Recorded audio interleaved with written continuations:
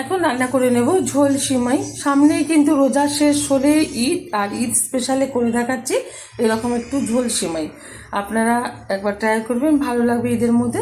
তার জন্য কিন্তু নিয়ে নিয়েছি কিছুটা পরিমাণে এখানে সিমাই, একদম যে সরু সিমাই সেটা। আর এদিকে ওভেনে কড়াই বসিয়ে তাতে দিয়ে দিচ্ছি সিমাই। সিমাইটা কিন্তু এবার ভেজে নিতে হবে। প্রত্যেকে কিন্তু ভীষণ ভালো জানেন, তবু আমি আমার মতো করে দেখাচ্ছি। আশা করি আপনারা বানিয়ে দেখবেন, ঈদের ভীষণ ভালো লাগবে। একটা মাস রোজা পালন করার পর প্রত্যেকেরই আশা থাকে সেই দিনটা কবে আসবে, সেটা হচ্ছে ঈদ। আর ঈদের মধ্যে কিন্তু নানা রকম লোক খুশিতে নানা রকমের রান্না করে নেয়। তার মাঝখানে কিন্তু এরকম একটা রেসিপি অবশ্যই ট্রাই করবেন, ভালো লাগবে।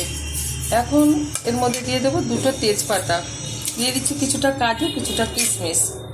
আমি একটু অন্যরকম করে আজকে দেখাচ্ছি, কারণ এর আগে আমি অনেক রকম করে দেখিয়েছি সেমাই রান্না।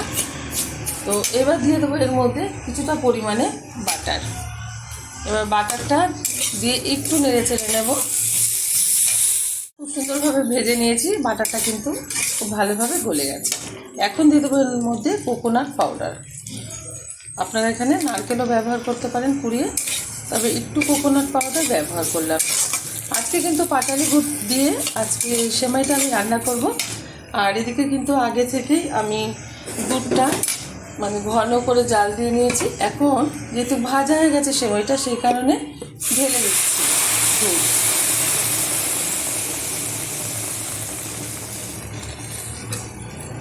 1 লিটার দুধ কিন্তু পুরোটাই আমি দিয়ে দিলাম ঘন করে জাল দেওয়ার পর।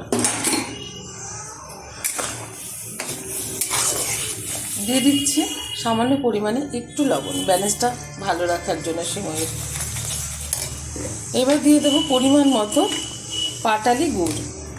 যে যেরকম মিষ্টি খেতে পছন্দ করে সেই অনুযায়ী কিন্তু এখানে পাটালি গুড় ব্যবহার করতে হবে। আপনারা কিন্তু এখানে গুড়ের বদলে চিনি দিয়েও এটা করে নিতে পারেন, তবে পাটালি গুড় আছে সেই কারণে পাটালি গুড় দিয়ে আজকে করে নিলাম। এবার একটু ফুটিয়ে নেব হাই আছে 4 থেকে 5 মিনিট মতো, তাহলে কিন্তু রেডি হয়ে যাবে ঝোল সেমাই। মিনিট মতো হাই আছে, আমি সেমাইটা ফুটিয়ে নিয়েছি, সেমাইটা কিন্তু হয়ে গেছে। আর টানালে কিন্তু তখন আর এই ঝোল ঝোল থাকবে না।